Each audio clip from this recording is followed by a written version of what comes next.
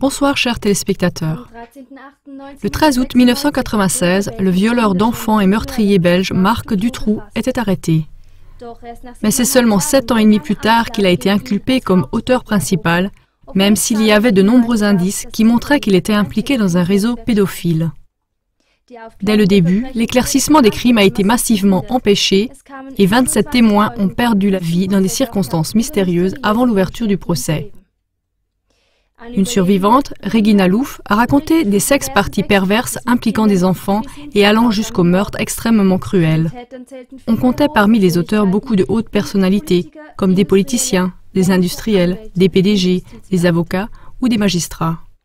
En outre, Regina Louf décrit des parties spéciales, qui servaient entre autres à impliquer dans des situations compromettantes des hommes occupant des positions influentes afin de pouvoir les faire chanter par la suite. Au moyen de l'alcool et de dames de compagnie, ils étaient attirés dans des appartements où il s'avérait que ces dames étaient en fait des mineurs.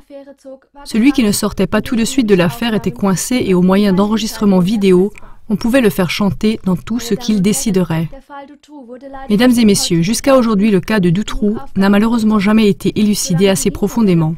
Tant que les instigateurs des réseaux pédophiles de la haute politique ne sont pas tirés à la lumière et punis, il y aura encore des politiciens qui feront passer, sous la contrainte, des décisions qui vont contre les droits et la volonté de la population.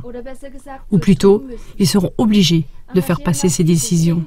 Engagez-vous aussi contre la pédophilie et contre l'extorsion en politique en diffusant cette émission. Bonne soirée.